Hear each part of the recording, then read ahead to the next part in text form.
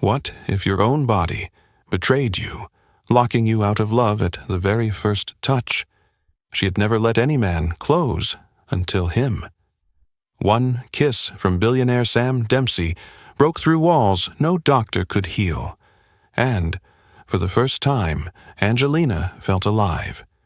The bathroom door stood ajar, steam bleeding into the hallway. Then it opened, and Angelina Williams slammed into a wall of heat and muscle. Her medical bag hit the floor with a dull thud. A towel. Water running in thin rivulets down a chest carved like iron. A scar at the jawline that looked dangerous, not disfiguring. Eyes, steel gray, fixed on her like she was an intruder. "Careful," he said, voice low, commanding. Her breath snagged, shoulders stiffened. That lock in her body, the same one that always betrayed her. I'm here for Mr. Andrew. His injection. I didn't know. You must be the nurse." His gaze lingered, dissecting. Sam Dempsey. The name cracked through her chest. She'd seen it on business pages, under photos of steel mills and gala fundraisers. Never like this. Never damp and half-naked in a corridor of old money. "Sam, where did you go?" A woman's voice drifted from his room, sultry, amused. A hot blonde in silk appeared, lips swollen, eyes smug. She looked at Angelina as if she were furniture, then turned back to Sam with a private smile before floating down the hall. Angelina's chest squeezed shut. The needle, the tray, the duty, all gone from her mind. Panic flooded, legs moving before thought. "I'll come back tomorrow," she blurted, clutching her bag. "Wait!" Sam's voice snapped after her, but she was already bolting down the marble staircase, sneakers squeaking, hair damp with steam and shame. Henry the butler stared as she tore out the door, fumbling with her bicycle lock until her hands shook. By the time Sam stepped onto the porch, she was gone, pedaling into Cleveland night like a girl chased by ghosts. Cleveland General's break room smelled of burnt coffee and lemon disinfectant. "You look like hell, sweetheart." Lucy O'Brien slid into the chair opposite, eyes soft but direct. Angelina clutched her mug tighter. "I walked in on him." Sam Dempsey, Lucy's brows rose. And there was a woman. I panicked. I left without even... Her voice broke. "I didn't give Andrew his shot." Lucy's face softened. Armor showed up. "Your body does that when it feels cornered." "That's not failure, that's survival." Angelina pressed her palms together. "Why can't I just be normal?" Lucy's voice gentled. "Not every man is your father, Angie." The words stung. In her house, love had been a duty chart. Touch came with rules, not warmth. She swallowed the memory like something sharp. Before she could answer, the door swung open. Jason Cornell filled the frame. 30s, crisp suit, a smile that never reached his eyes. "Morning, ladies." His gaze found her like a spotlight. "Angie, we need to talk." Lucy gave her a questioning look. Angie nodded stiffly. "It's fine." Lucy left, but not before throwing Jason a warning glance. Jason stepped closer. Too close. "We missed our coffee yesterday." "We never had coffee," she said flatly. "Semantics." He brushed invisible dust from her sleeve, fingers lingering. "You work late. Must get lonely." Her chest tightened, breath shallow. "I need to check patience." Jason blocked the door, smile thinning. "Don't be shy. One drink. I'll be gentle." The word twisted her stomach. "I said no." His eyes hardened. "Contract nurses are easy to replace. Think about that." Rain slicked the hospital parking lot when her shift ended. Angie bent over her bicycle lock, fingers clumsy, chain clattering against the concrete. "Angie." Her chest seized at Jason's voice. He stepped closer, shadow long under the lamp. "One drink, that's all, or I make a call tomorrow. Don't make this harder than it needs to be." He moved in, boxing her against the bike rack. One hand braced the wall, the other reaching for her arm. Her body betrayed her. Back pressed flat to concrete, hands clutching the handlebars like lifelines, breath caught in short bursts. Eyes darting, wide, trapped. A freeze response she knew too well. Jason smirked, mistaking panic for surrender. "See, you're not fighting. You want this." And that was the moment another voice cut through the rain. The lady said no. Sam Dempsey stepped from between parked cars, suit immaculate, eyes lethal. His gaze flicked once to Angie, reading the fear in her stillness, the whiteness of her knuckles on the chain, before locking on Jason. Jason flinched. "Mr. Dempsey, I didn't realize—" "Now you do." Sam closed the distance, positioning himself between them.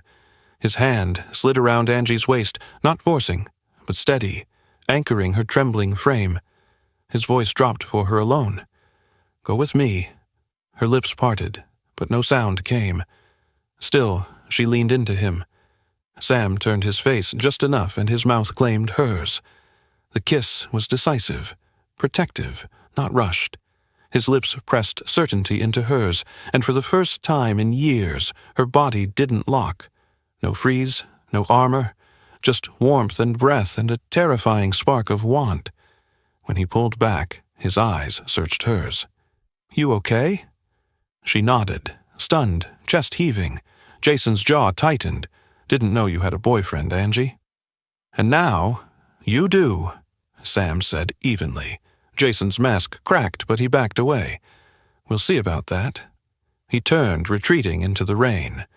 Sam's arm eased, but didn't leave her waist. "You shouldn't have to fight that off alone," Angie swallowed. "You didn't have to." "Yes, I did." His tone left no room for argument. "Let me drive you home." Bike can wait. Every instinct screamed danger, but her voice said, "Okay." The BMW slid through the wet streets in silence. Angie sat angled toward the window, copper-burnished hair catching streaks of neon, her green eyes lowered, full lips pressed into a guarded line, as if beauty itself were dangerous. She only spoke when he asked a direct question, her answers clipped, while Sam's profile stayed carved in shadow, one hand steady on the wheel. At every red light his gaze drifted, her marble-pale skin, the way she folded in on herself like someone trying to disappear. And that quiet resistance pulled at him harder than any polished smile ever could. When they stopped in front of her building, she reached for the door handle, but his voice cut the silence. "I owe you an explanation. That kiss wasn't impulse, it was a message. Men like Cornell back off when they think a woman belongs to someone more dangerous. I wanted him to believe you were mine." His eyes held hers, steady and unflinching. "And if he bothers you again, I expect you to tell me. You know how to reach me?" Angie only nodded, unable to find words. She slipped out of the car, heart hammering, and watched from the shadow of the entryway as the sleek BMW disappeared down the street. The night air bit at her skin, but it was nothing compared to the heat still alive in her chest. Later, in his penthouse above Lake Erie, Sam stood at the window, whiskey untouched. The city lights fractured on the dark water. He thought of her frozen at the bike rack, the white-knuckled grip, the panic in her eyes. He thought of her lips softening under his, breaking the lock that held her. His phone buzzed. "Mr. Dempsey," his security chief said, "do you want us to handle Cornell?" Sam's jaw tightened. "Keep an eye on him." A pause. "And on her." He ended the call, staring into the black water. "She's not what I expected," he murmured. And for the first time in years, control didn't feel like enough. The morning light filtered through the thin curtains of Angelina's bedroom, but she'd been awake for hours. Her body felt restless, charged with an energy she couldn't name. Every time she closed her eyes, she saw Sam's face. The intensity in those gray eyes, the way his lips had felt against hers. Her fingers drifted unconsciously to her mouth. The kiss had lasted maybe 10 seconds, but by morning her body was still humming from it. "You're thinking about him again." Linda's voice from the doorway made Angelina jump. Her roommate stood there in pajama shorts and an oversized Cleveland Browns t-shirt, holding 2 mugs of coffee. "I don't know what you're talking about," Angelina said, accepting the coffee gratefully. "Uh-huh." Linda settled cross-legged on the bed beside her. "You've got that look, like you've been struck by lightning and you're still glowing." Angelina's phone buzzed on the nightstand. A text from an unknown number. "Your bike is downstairs. Hope you slept well. Sam." Her heart did something acrobatic in her chest. He'd actually arranged to have it delivered. Somehow, that simple gesture felt more intimate than the kiss. "Is that him?" Linda leaned over to peek at the screen. "He had my bike delivered," Angelina said, still staring at the message. Linda's eyes went wide. "Girl, you are in so much trouble." An hour later, Angelina stood outside the Dempsey mansion, medical bag clutched tight. Facing Sam again made her chest tight with dread and something she couldn't name. Henry opened the door with his usual warmth, though his eyes carried a knowing glint that sent heat into her cheeks. "Mr. Andrew is waiting upstairs." Andrew Dempsey was alone this time, settled in his leather chair by the window. His smile lit the room when she entered. "Angelina, my dear, you look lovely today. That color suits you." She glanced at her plain scrubs, flushing. "Thank you, sir. How are you feeling?" "Better, thanks to you." His tone softened as she readied the injection. "You have gentle hands. That's a gift. Not everyone has it." Her throat tightened at the kindness. As she finished, Andrew leaned in just slightly. "My grandson can be intense, but don't let that frighten you. He notices more than he shows." Angie froze for a beat, wondering what Sam had said about her. "Remember," Andrew added with quiet weight, "the strongest steel is forged in fire. Don't fear the heat. It shapes you." She nodded quickly, disposing of the syringe. "All done. Same time next week? I look forward to it, child." His smile was knowing, but kind.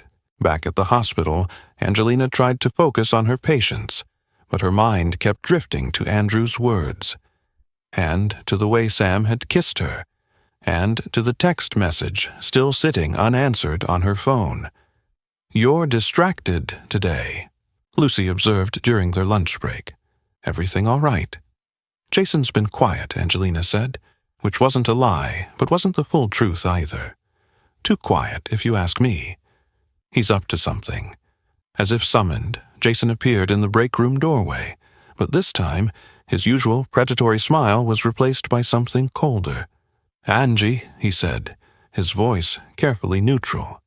"Can I speak with you privately?" Lucy started to protest, but Angelina shook her head. "It's fine." But it wasn't fine. The moment they were alone, Jason closed the door with a soft click that made her pulse spike.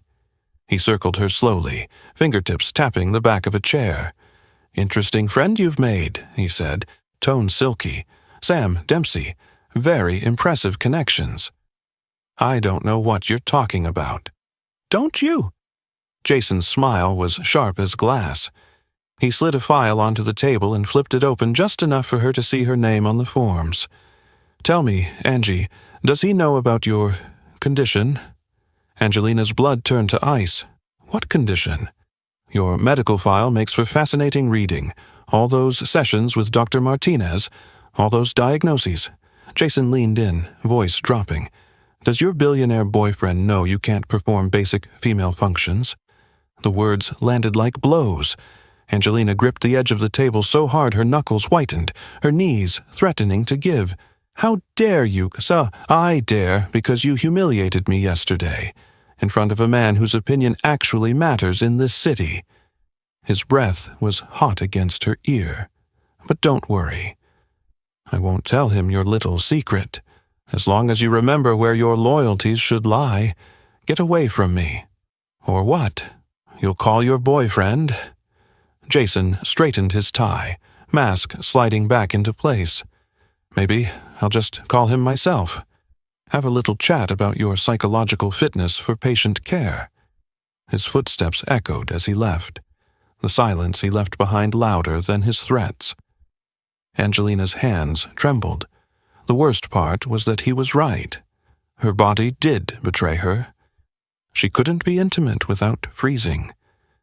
Her chest ached as she thought about Sam, about the way his kiss had made her feel normal for the first time.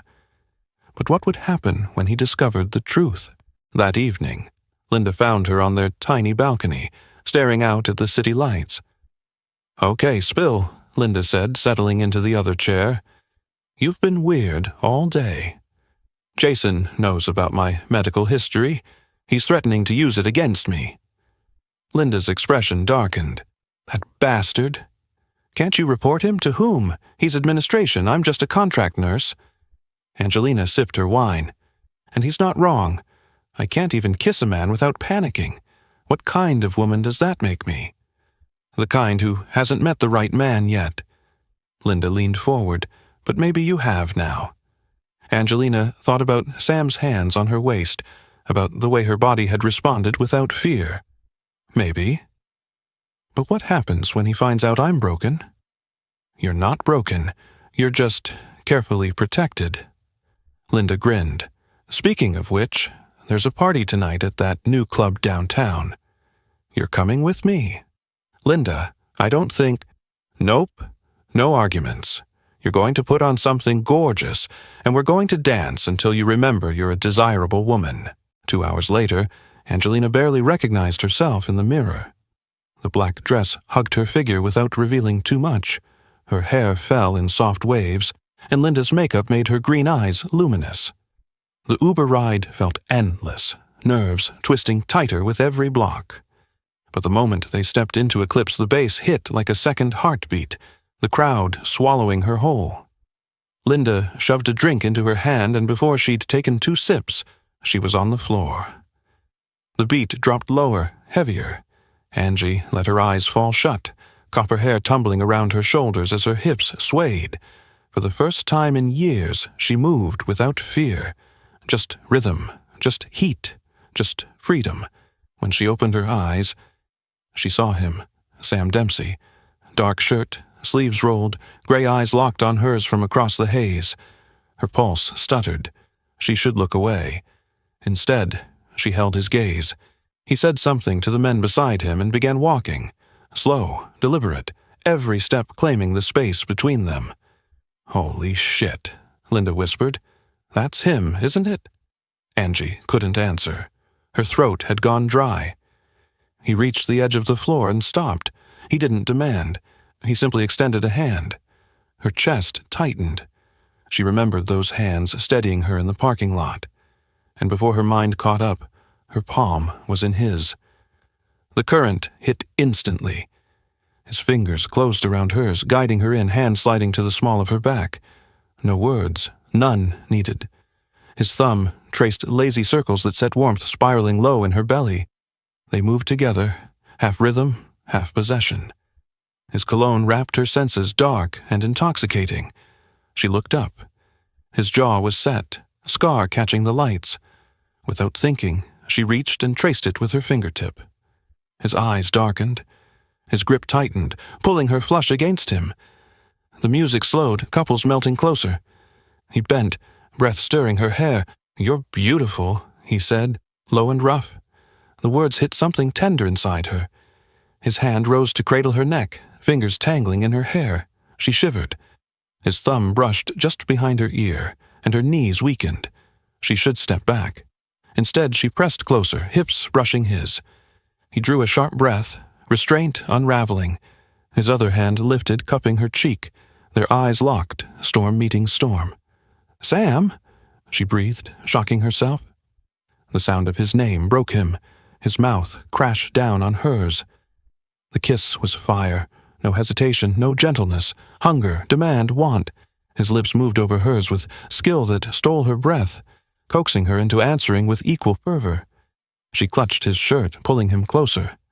He tasted faintly of whiskey, of heat and restraint barely holding. His teeth grazed her lower lip and she gasped. His hand fisted in her hair, the other gripping her back, holding her against the hard truth of his body. Her skin burned. Her body trembled, not with fear, but with life. For once, she wasn't frozen. She was alive. It struck her then. This had never happened before. Every touch in her past had ended in panic. Every kiss had locked her body in ice. But with him, her defenses shattered, replaced by heat she hadn't believed she could feel. It was her first taste of desire without fear, and it terrified her almost as much as it set her free. Sam's mouth found her throat, lips trailing to her pulse. "God, you taste like paradise," he groaned. The raw need in his voice undid her, and that was when panic struck. Jason's voice echoed in her head. "Does he know you can't perform basic female functions?" Heat curdled into dread. Her chest locked. The lights, the music, his hands, too much. "I can't," she gasped, shoving at his chest. He released her instantly, eyes sharp with concern. "Angelina!" She shook her head, retreating. The confusion on his face gutted her. "I'm sorry," she whispered before fleeing into the crowd. The night air hit her like a slap.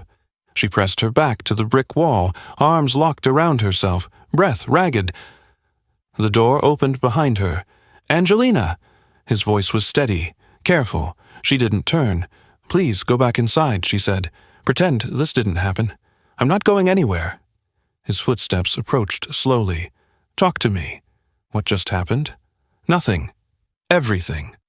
"I don't know." She turned, and the concern in his gray eyes nearly broke her. "I'm not who you think I am. I'm not normal. Normal is overrated." His voice was calm, certain. "What I care about is that something hurt you enough to make you run from something that felt right." Her eyes stung.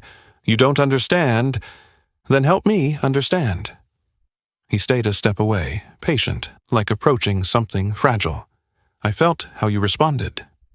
"That wasn't fear. That was desire." "So what changed?" Her mouth opened, but no words came. "I should go," she whispered. "Let me take you home." No strings, just safe. She looked at him, at the storm-gray eyes holding nothing but quiet certainty. Her chest ached, and for the second time that night she chose what terrified her. "Okay." The leather interior of the BMW wrapped around her like a dark cocoon. Yet Angelina sat pressed against the passenger door, arms locked tightly across her chest, as though distance could shield her from what had just happened. The silence inside the car was thick, humming with the memory of music, of heat, of his mouth against hers. Sam gripped the steering wheel but didn't move the car immediately. The muscles in his forearms were taut, his posture held in deliberate control. "You don't have to explain," he said at last. Voice low but steady. "Not if you don't want to. But I'd like to know you." Angelina blinked at him, startled. She had braced for interrogation, for the sharp edge of demand. Instead, what she heard was restraint. What do you want to know?" "Where you're from. You mentioned Utah." He eased into traffic, movement smooth, precise, like a man who never allowed himself a wasted gesture. "Millfield," she said softly, her eyes fixed on the blur of city lights beyond the glass. "Small place. 3,000 people, maybe less. There's nothing there." Sam's jaw tightened. He knew towns like that, tight with rules, built on judgment, pressing down on anyone who didn't fit the mold. "Were you raised LDS?" His tone was careful, almost cautious. Angelina's shoulders stiffened. "I was raised that way," she admitted after a beat. "I don't practice anymore." The way she said it carried a quiet defiance, the sound of someone who had walked away from an entire world. And it told him more about her than any long confession could have. "That must have been difficult." "Sometimes distance is survival," she murmured, eyes still on the passing streets. Sam glanced sideways, taking in the stubborn tilt of her chin, the flicker of vulnerability in her green eyes. She wasn't weak, she was a survivor, and that realization pulled at something inside him he thought long dead. "How old are you, Angie?" 21. The number landed in his chest like a weight. 21, barely stepping into adulthood, while he carried decades of scars and sins. Every instinct told him he should stop here, draw a line, let her walk away untouched. "You're very young," he said, almost against his will. "Yes," she admitted, her voice barely above a whisper. "I suppose I am. I'm 35. That's not a small gap." The silence stretched. She hugged herself tighter, her voice unsteady when it came. Does that change things? Sam exhaled slowly, eyes fixed on the road ahead. It should, he said at last, his voice rough. But it doesn't. The words lingered between them like smoke. When he pulled into her building's lot, he didn't immediately let her go. His fingers tapped once against the wheel before he spoke again. My grandfather likes you. He told me today he hasn't met a nurse with gentler hands. Her head turned, surprise flickering in her eyes. He seems kind. He is. Come to dinner Sunday. He'd enjoy the company. It sounded casual, but she heard the undercurrent. This wasn't only about Andrew Dempsey. I don't know if that's wise, she whispered. After tonight is the reason. His tone was calm, but there was steel beneath it. I want to see you again, Angelina. And I don't usually leave what I want behind her breath caught. She searched his face, expecting arrogance, manipulation, finding only intensity, hunger, and something dangerously close to care. All right, she said quietly. His mouth curved in a small smile that softened the hard lines of his face. Good. 5 o'clock. Her hand touched the door handle, but he spoke again, stopping her. Angelina. She turned, pulse racing. I want to know you. Properly. The words were simple, stripped of charm or pretense, but they shook her more than any sweet confession could have. Because knowing her meant seeing the fractures she kept hidden, the truth she feared would drive him away. I should go, she managed. His hand brushed hers lightly, thumb lingering just long enough to spark the familiar heat. Then he let go. Yes. Before I stopped being a gentleman, she slipped out of the car, her heartbeat wild in her chest, his words echoing long after the door closed. Sam sat watching the entrance, his mind circling like a predator. She had kissed him with fire, then fled like prey. And it only deepened his fascination. He pulled out his phone and typed, Sweet dreams, Angie. Sunday, 5. Then he drove away, whiskey already on his mind, though he knew it would do nothing to quiet the restlessness she'd stirred. Across the city, Daphne Paltrow lounged in a hotel suite, platinum hair spilling over silk pillows. Her eyes gleamed as she scrolled through the photographs on her phone. The private investigator she'd hired had finally sent her what she'd been waiting for. Detailed photographs and information about Sam Dempsey's new obsession. Daphne Paltrow studied the images of Angelina Williams with cold calculation. Young, beautiful, innocent, exactly the type that would appeal to Sam's protective instincts, the type he would want to save, exactly Sam's weakness. But Daphne had invested too much time and energy in Sam Dempsey to let some small-town nurse waltz in and steal what should have been hers. She'd made one mistake with him years ago, and it had cost her everything. She wouldn't make another. Pretty little thing, she murmured, a smile curving her lips. Let's see how long she lasts. She tapped a contact. Jason? It's Daphne. We need to talk. On the other end, Jason's voice sharpened with interest. I was hoping you'd call. Good, she purred, because I have a proposition. Sam stood at his penthouse window, whiskey glass untouched in his hand. Lake Erie stretched out like black glass beneath the lights. But the view meant nothing. He'd felt something shift inside him tonight, something he'd buried after Daphne's betrayal. Not love.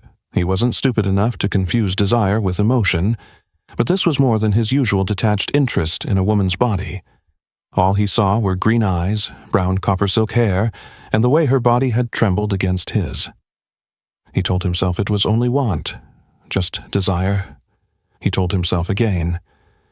And still, he didn't believe it. Sunday evening arrived, wrapped in the golden light of late autumn. Angelina stood before her bedroom mirror, adjusting the neckline of her navy blue dress for the third time. The fabric was simple but elegant, with a modest V-neck that suggested rather than revealed. She'd spent an hour on her hair, letting the copper-brown waves fall naturally around her shoulders. You look beautiful, Linda said from the doorway, her voice carrying a note of concern. But are you sure about this? I mean, family dinner on the second date? That's pretty serious. It's not a date, Angelina said automatically, though her reflection told a different story. The slight flush in her cheeks, the nervous energy in her movements, she was definitely preparing for something that mattered. Aha. Linda's tone was skeptical. Just be careful, okay? Rich guys like Sam Dempsey don't usually introduce women to their families unless they want something specific. Angelina's stomach fluttered with a mixture of anticipation and anxiety. What did Sam want from her? And more importantly, what did she want from him? Her phone buzzed with a text. Outside. Take your time. Through the window, she could see Sam's BMW idling at the curb. Even from 3 stories up, she could make out his profile. Strong jaw, dark hair, the kind of masculine confidence that made her pulse quicken despite her nerves. "Wish me luck," she whispered to Linda. "You don't need luck, honey. You need boundaries." The Dempsey mansion looked even more imposing in the evening light, its Victorian architecture casting long shadows across the manicured grounds. Sam helped her out of the car, his hand warm and sure at the small of her back as he guided her toward the front door. "Nervous?" he asked, noting the slight tremor in her fingers. "A little," she admitted. "I've never done this before. Family dinner? Dinner with a man's grandfather, and I'd never had dinner at a patient's home before." Sam stopped walking and turned to face her, his gray eyes serious. "You belong here," he said simply. "Don't let the setting intimidate you. Grandfather is just a man who enjoys good company and gentle conversation." As they entered the mansion, Angelina couldn't shake the feeling she was walking into a world where she didn't know the rules. Henry greeted them warmly, taking her jacket. "Miss Williams, how lovely to see you again. Mr. Andrew is in the dining room. He's been looking forward to this all week." The dining room gleamed with candlelight and polished wood. Andrew rose from the head of the table, blazer sharp, smile genuine. "Angelina, my dear, you look radiant. Doesn't she, Sam?" Sam's eyes swept over her slowly. "Beautiful," he said, voice rougher than usual. Heat rushed through her veins. He pulled out her chair beside his, close enough that she could smell his cologne. Their knees brushed, not quite accidental. "So, tell me," Andrew began as Henry served the first course, "how are you finding Cleveland?" "Very different from Utah," Angelina said, "but I like it. The energy, the possibilities." Andrew kept her talking, genuinely interested in her work and her plans. But it was Sam's presence that stole her focus, his eyes lingering on her mouth, fingers drumming when she laughed. Halfway through the main course, she felt it, the light brush of his fingers against her thigh, subtle, deliberate. Her breath caught. The more he traced, the harder she fought to follow Andrew's story about his late wife. "Are you all right, dear?" Andrew asked, noticing her flush. "I'm fine," she blurted, and knocked over her water glass. Crystal shattered, water spilling across the cloth. "I'm so sorry," she gasped. "It's nothing," Sam said smoothly, signaling Henry, but Angelina was already backing away, mortified. "Excuse me, the bathroom?" "Second door on the left," Andrew said gently. She fled, heels sharp against marble, Sam's knowing gaze burning between her shoulder blades. The moment she was out of earshot, Andrew set down his wine glass and fixed his grandson with a steady look. "She's lovely, Sam," he said quietly. "Young, genuine, with a sweetness that's rare these days, but also fragile, I think. Vulnerable." Sam's jaw tightened slightly. "Grandfather, I'm old, not blind," Andrew continued. "I see how you look at her. How she responds to you. There's something there, something real. But that girl has been hurt before. I can see it in the way she carries herself, the way she startles at unexpected touches." The older man leaned forward, his voice carrying the weight of decades of experience. "If you're not serious about her, truly serious, then keep your hands to yourself, my boy. Some women can handle being temporary entertainment. That one cannot." In the bathroom, she gripped the marble countertop and stared at her reflection. Her cheeks were flushed, her pupils slightly dilated, her breathing uneven. One simple touch under a dinner table, and she was coming apart. This was insane. She was 21 years old, not some sheltered teenager. but Sam's touch affected her in ways she couldn't understand, couldn't control. It was thrilling and terrifying and completely overwhelming. A soft knock interrupted her spiraling thoughts. "Angelina?" Sam's voice was muffled by the heavy door. "Are you all right?" "Fine," she called back, though her voice sounded breathless even to her own ears. "I'll be right out." She took a few deep breaths, smoothed her hair, and tried to compose herself. But when she opened the door, Sam was leaning against the opposite wall, and the look in his eyes made her knees weak. "We should go back," she said quietly. "Should we?" Sam stepped closer, not quite blocking her path, but making it clear she'd have to brush past him to return to the dining room. "You ran away. I spilled water. It was embarrassing. That's not why you ran." His voice was low, hypnotic. "You ran because of this." Before she could react, his hand cupped her cheek, thumb tracing the line of her cheekbone with devastating gentleness. "Because you felt what I felt when I touched you." Angelina's eyes fluttered closed. "Sam, do you want me to stop?" The question hung between them, weighted with possibility. She should say yes, should insist they return to dinner, to safety, to the boundaries that kept her heart protected. Instead, she whispered, "No." When they returned to the dining room, Andrew was sipping his wine with studied casualness, but his eyes were sharp, observant. Henry had cleaned up the spill and reset her place setting, as if nothing had happened. "Feeling better, dear?" Andrew asked as they resumed their seats. "Much, thank you." But if anything, the tension had increased. Sam's proximity felt electric now, charged with promise and restraint. When he reached for his wine glass, his arm brushed hers. When he leaned back in his chair, she caught another hint of his cologne, dark, woodsy, intoxicating. "Sam tells me you're from a religious family," Andrew said during dessert, his tone carefully neutral. Angelina's fork paused halfway to her mouth. "I was raised in the LDS church, yes." "That must have provided good structure growing up," Andrew observed, "though I imagine it could be restrictive for a young woman with your independence." The comment was gentle but pointed. Angelina found herself meeting the older man's eyes, seeing understanding there rather than judgment. "Sometimes structure becomes a cage," she said quietly. "Sometimes you have to leave everything familiar to discover who you really are." Andrew nodded slowly, very wise. "Though I hope you'll forgive an old man's concern. Independence is valuable, but so is discernment. Not every freedom is worth the price we pay for it." The words seemed directed more at Sam than at her, but before she could puzzle out the meaning, Sam was speaking. "Grandfather, I think Angelina might enjoy seeing the gardens. The moon is full tonight, perfect for a walk." It wasn't really a suggestion. Andrew's eyes moved between them, reading currents and undercurrents with the wisdom of age. "Of course," he said finally. "Just remember, my boy, some flowers are more delicate than they appear. They require careful handling." The warning was unmistakable. Sam's jaw tightened almost imperceptibly, but he nodded. Understood. The gardens stretched wide under the fading light, moonlit paths weaving through roses and sculpted hedges. The autumn air was sharp with the scent of leaves and late blooms. Sam walked beside her in silence, but Angelina felt every inch of him, the controlled grace of his stride, the way shadows carved his face. "It's beautiful," she said softly. "My grandmother designed it," he replied.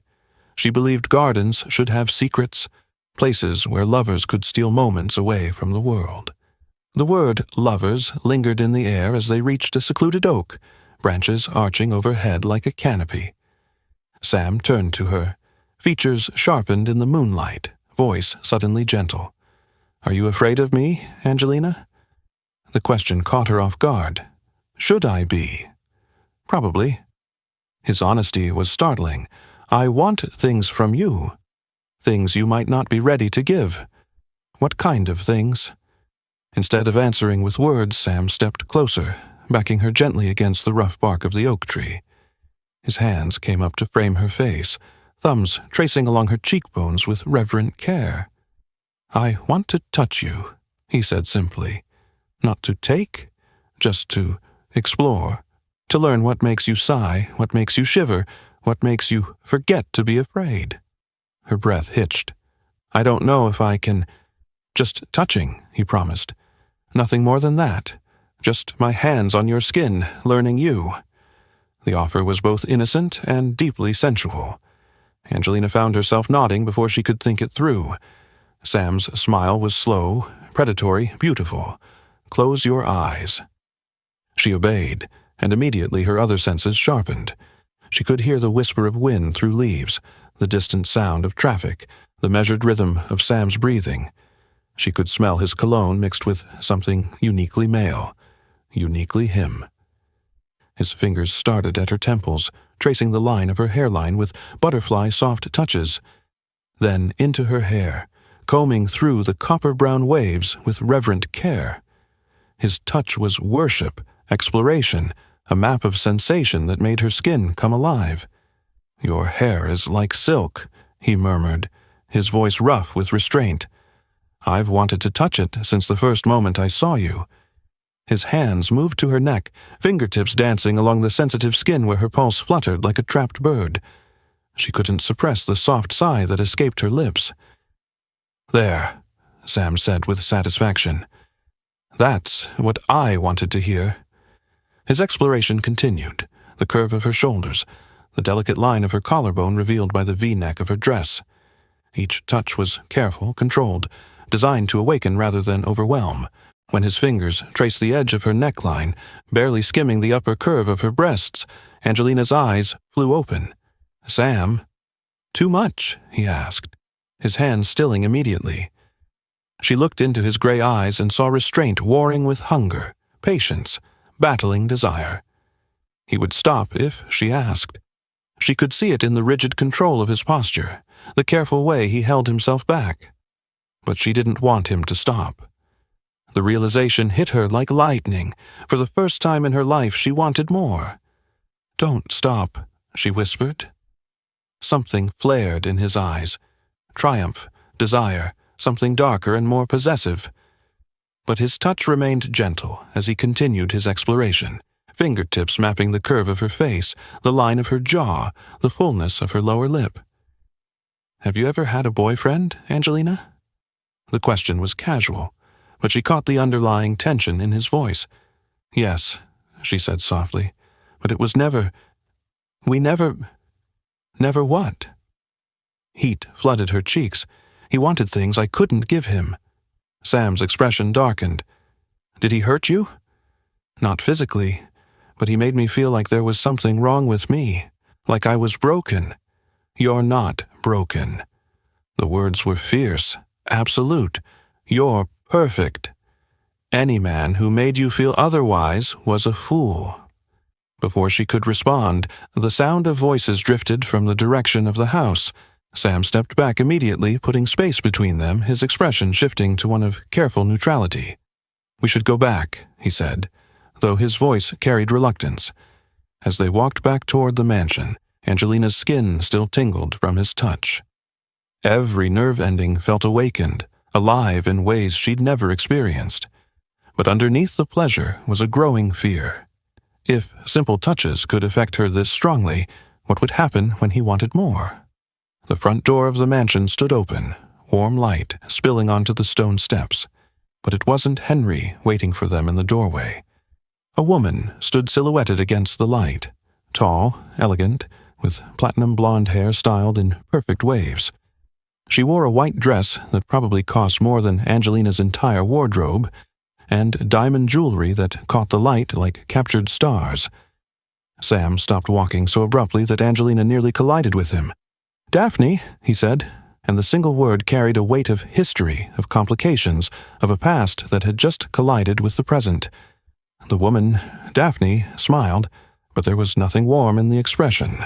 Her gaze moved from Sam to Angelina, taking in every detail with calculating precision. "Hello, darling," she said, her voice carrying a hint of British accent that made everything sound more sophisticated. "I hope you don't mind the intrusion, but I was in the neighborhood and thought I'd surprise you." Her eyes settled on Angelina with predatory focus. "And you must be the little nurse I've been hearing so much about." The way she said little nurse made it sound like an insult. Angelina felt every difference between them, her simple dress versus Daphne's designer elegance, her youth versus Daphne's sophisticated beauty, her inexperience versus whatever history this woman shared with Sam. "Angelina Williams," she said, extending her hand with more confidence than she felt. Daphne's handshake was firm, brief, dismissive. Charming. Sam always did have a weakness for innocence. The pause before the word innocence was calculated, designed to wound, and it worked.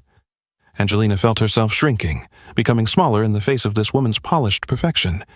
"What are you doing here, Daphne?" Sam's voice was controlled, but Angelina could hear the tension underneath. "Can't an old friend drop by for a visit?" Daphne stepped closer to Sam, her movement graceful and possessive. "I've missed our talks, darling. There are things we need to discuss." The word things carried implication, suggestion, the weight of shared history that Angelina couldn't begin to understand. Sam's hand found the small of her back, a touch meant to be reassuring, but that felt more like an anchor in a storm she didn't understand. "Perhaps we should," he began. "Oh, don't let me interrupt your evening," Daphne said smoothly. "I can wait. After all, some conversations are worth waiting for." Her smile was sharp as glass, beautiful and cutting. And as Angelina stood there, caught between Sam's protective touch and Daphne's predatory elegance, she realized that whatever game was being played here, she didn't know the rules. The silence in Sam's BMW was deafening. Angelina pressed herself against the passenger door, staring out at the Cleveland streetlights sliding past like distant stars. The evening that had started with such promise. The sensual touches in the garden, the way her body had responded without fear, now felt tainted by Daphne's unexpected appearance. "Was she your girlfriend?" Angelina finally asked, her voice barely above a whisper. Sam's hands tightened on the steering wheel. "Ex," he said curtly. "There's nothing between us anymore." But even as he said it, Angelina caught the slight tension in his jaw, the way his eyes flickered with something that might have been old pain or unresolved anger. Daphne wasn't just an ex. She was unfinished business. They pulled up to Angelina's apartment building, and for a moment neither moved to get out. The car felt like a protective cocoon against the complications waiting outside. "Thank you for dinner," Angelina said formally. "Your grandfather is lovely." "Angie, I should go." She was already reaching for the door handle, desperate to escape before the fragile confidence she'd built tonight crumbled completely. Sam caught her wrist gently. "I'll call you." She nodded without meeting his eyes, then fled into her building without looking back. Sam's penthouse felt different when he walked in. The familiar scent of expensive furnishings, mixed with something else. Something floral and familiar that made his blood run cold. "Hello, handsome." Daphne emerged from his bedroom wearing nothing but his black silk robe, her platinum hair perfectly styled despite the late hour. She moved with the predatory grace of a woman who knew exactly how her body affected men. "How the hell did you get in here?" Sam's voice was deadly quiet. "You never changed the locks." Daphne's smile was sultry, unapologetic. "I thought we might need some privacy to catch up. Get out." Sam's voice carried the weight of authority that had built his empire, but Daphne had never been intimidated by his power. "Is that any way to greet an old friend?" She moved closer, letting the robe fall slightly open to reveal the curve of her breast. "I've missed this place." "Missed us." Sam's body responded despite his mind's resistance, a conditioned reaction to years of practiced seduction. Daphne had always known exactly which buttons to push, exactly how to bypass his rational thought with pure physical desire.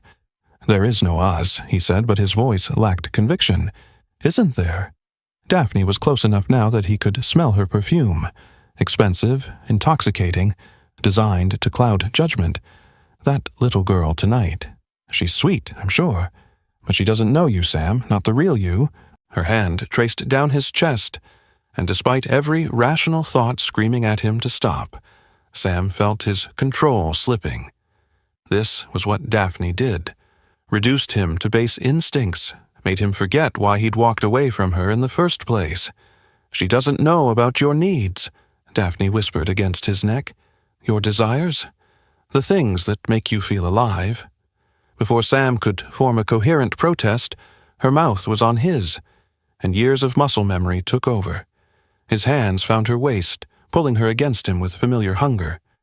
She tasted like expensive wine and bad decisions, but his body didn't care about the consequences. They moved toward his bedroom with the desperate urgency of people trying to fill a void with physical sensation. Daphne's robe hit the floor, and for 30 minutes, Sam lost himself in the familiar choreography of their bodies. But the moment it was over, the fog lifted. Sam rolled away from her, already feeling the familiar emptiness that always followed their encounters. Sex with Daphne was like a drug, intense in the moment, hollow afterward. "Well," Daphne said, propping herself up on one elbow, "that was efficient. Not quite the reunion I was hoping for." Sam was already pulling on his pants, putting distance between them. "You need to leave. That's it?" Daphne's voice carried a sharp edge now. No pillow talk. No promises to call. "We're done, Daphne. We've been done for years." Something cold flickered in her eyes. "Is this about that little nurse? Tell me, Sam, does she know about your particular tastes? Your need for control?" Sam's blood went cold. "What are you talking about?" "I've done my research." Daphne's smile was razor-sharp.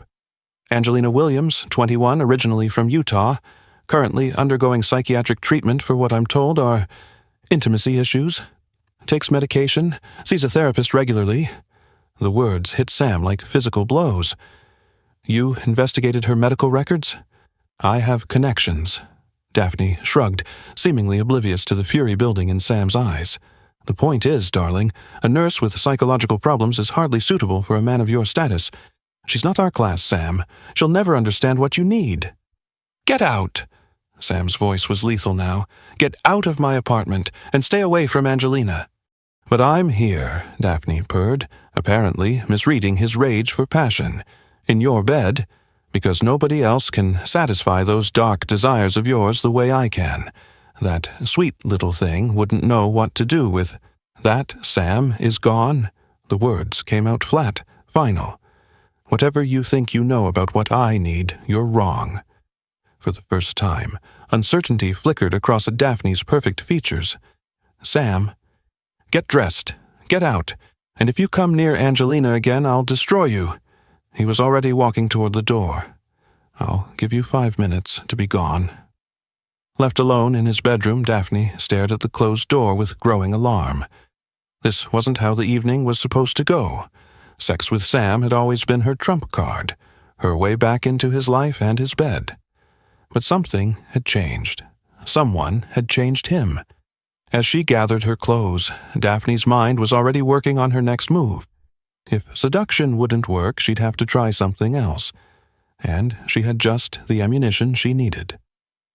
The next morning came gray and drizzling, matching Angelina's mood perfectly. She'd barely slept, her mind replaying every moment of the evening, Sam's touches in the garden, the way her body had responded, and then Daphne's arrival, beautiful and polished, and obviously significant to Sam. Her phone sat silent on the nightstand. Sam hadn't called, hadn't texted. The silence felt like confirmation of her worst fears, that she was temporary, forgettable, easily replaced by someone with Daphne's sophistication. At the hospital, Lucy found her during their lunch break, sitting alone in the break room and staring blankly at her untouched sandwich. "You look like hell, sweetie," Lucy said, settling across from her with her own lunch. "Rough night." "You could say that." Angelina managed a weak smile. "Met Sam's ex-girlfriend. She's intimidating." "Ah." Lucy's expression grew knowing. "The kind of woman who makes you question everything about yourself." "The kind of woman who belongs in his world," Angelina said quietly. "Beautiful, sophisticated, probably never spills water glasses or runs away from perfectly lovely dinners." Lucy studied her carefully. "Angie, honey, can I ask you something personal?" Angelina nodded, though her stomach clenched with apprehension. "How do you feel when Sam touches you?" "Not what you think, what you feel." The question caught Angelina off guard. She'd expected relationship advice, not clinical inquiry. She struggled for words. For the first time in my life, I feel aroused, actually aroused, not just scared. It's terrifying, but also, she blushed.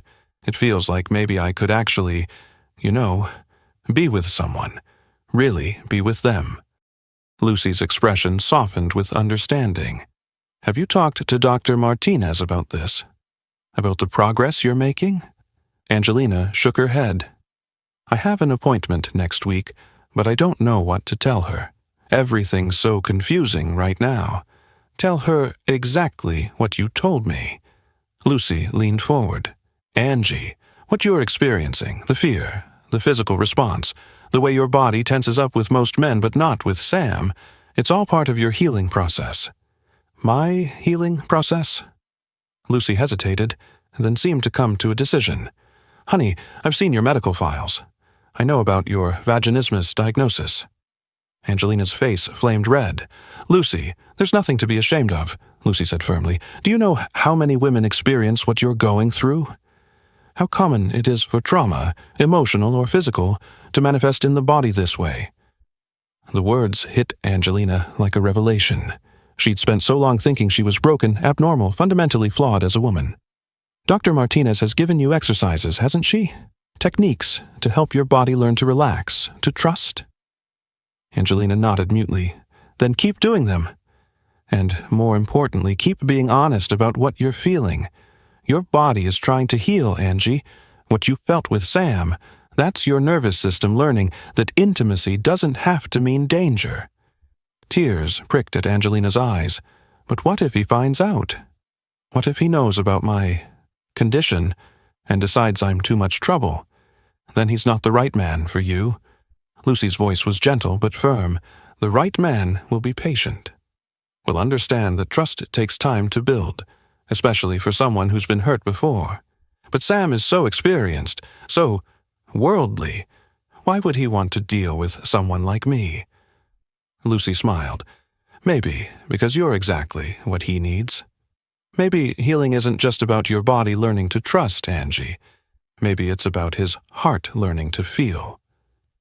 Before Angelina could respond, her phone buzzed with a notification. An email from the hospital administration marked urgent. Her blood turned to ice as she read the subject line. Disciplinary review.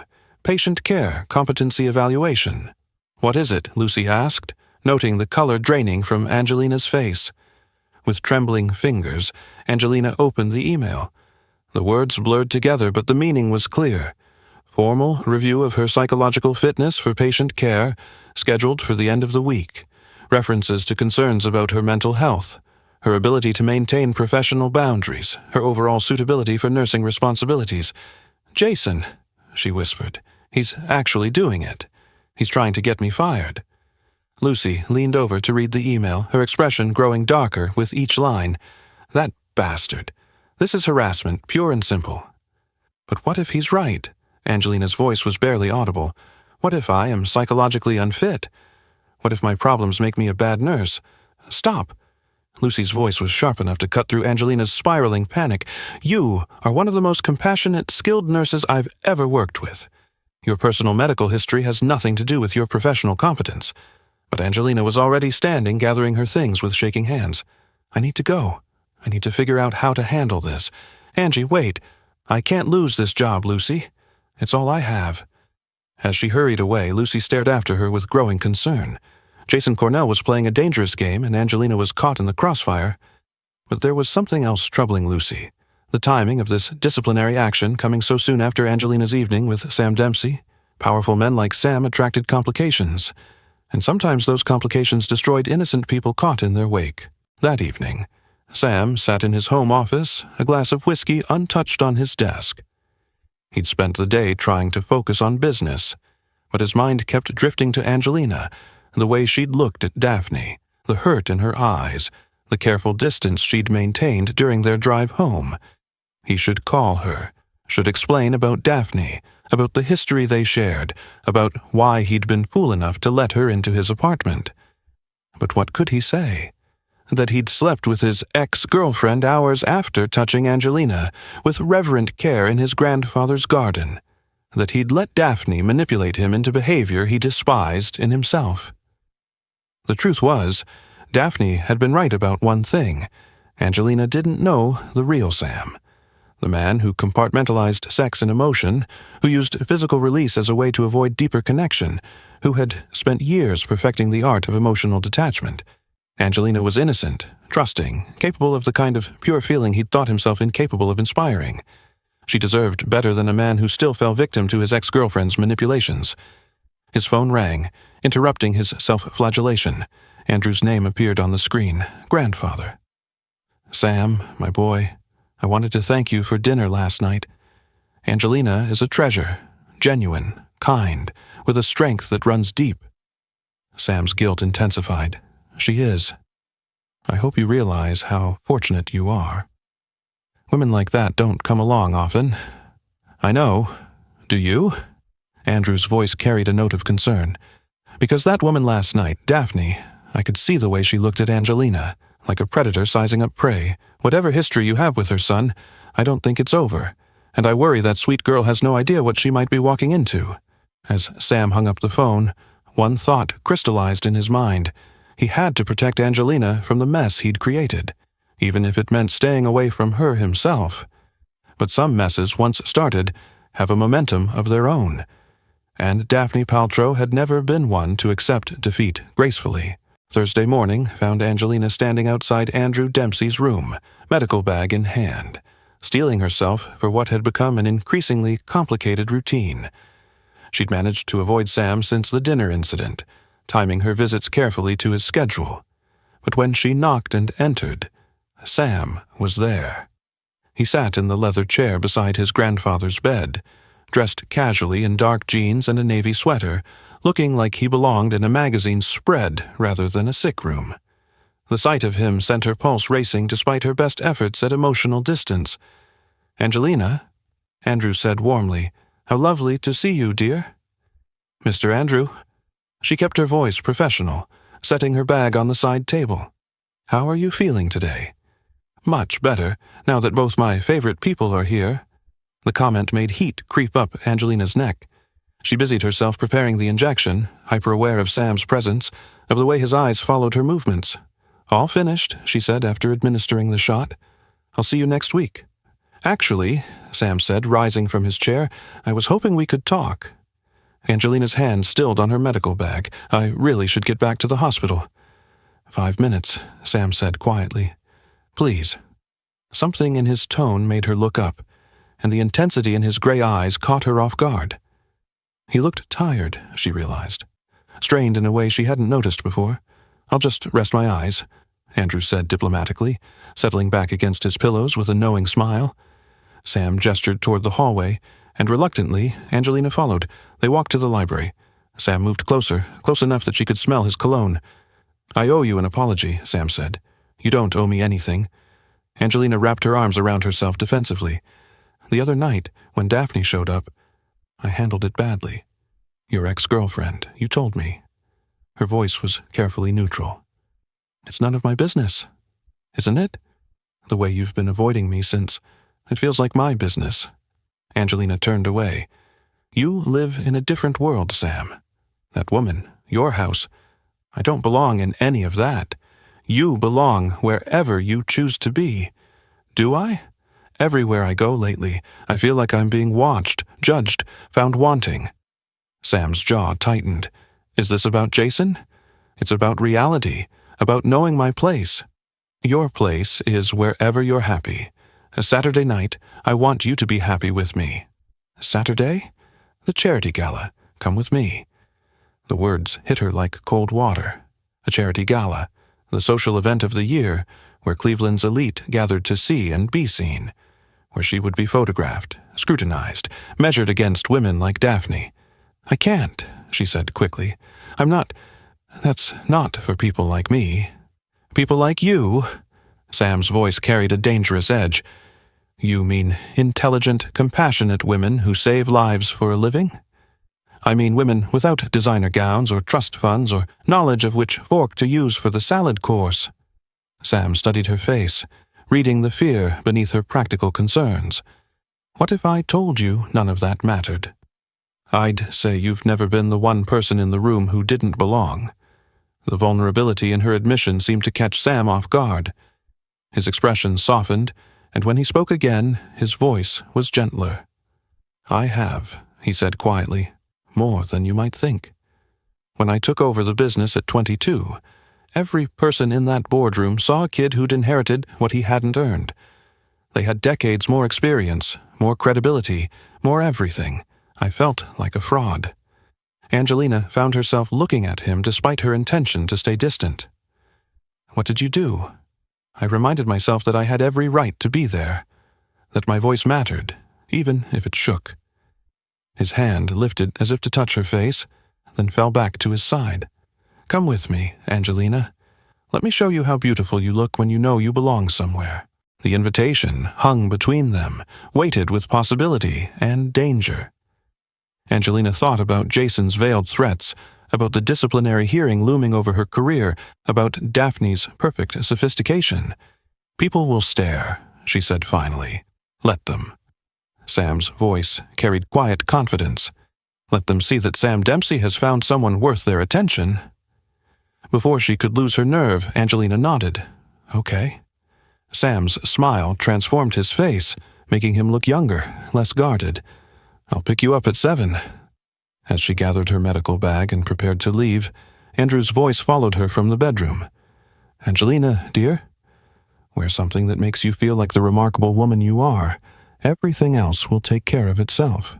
By Friday evening, Angelina's decision felt increasingly foolish.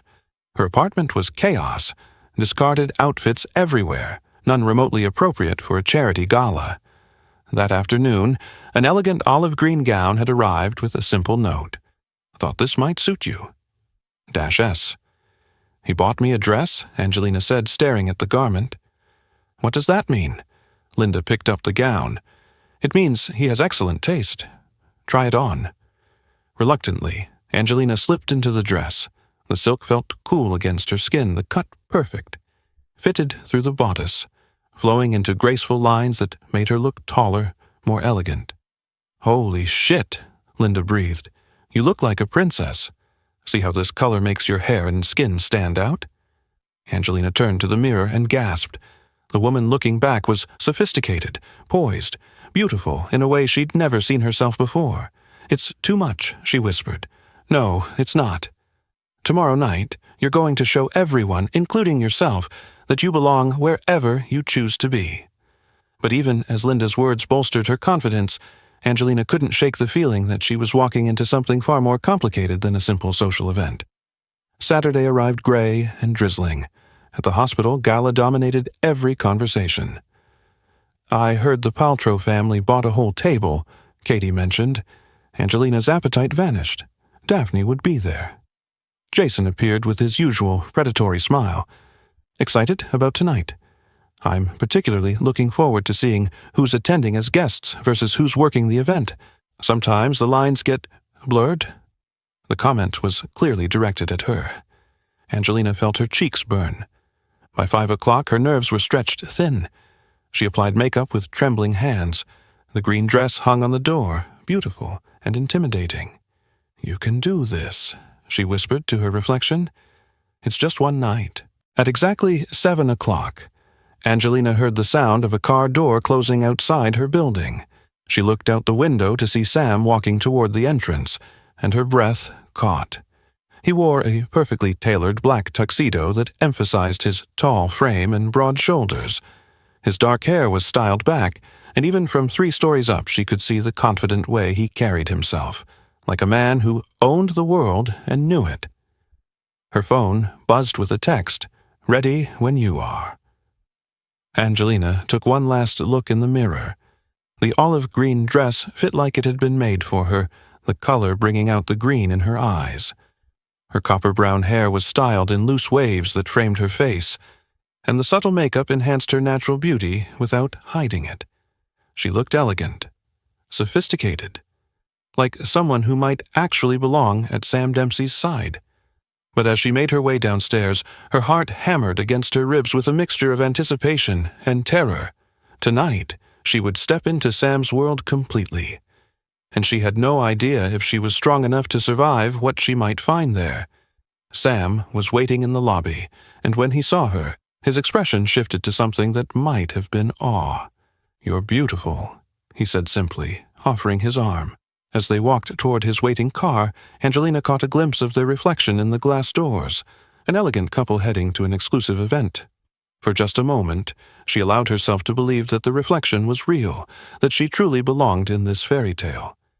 But fairy tales, as she was about to learn, often came with wolves in designer clothing.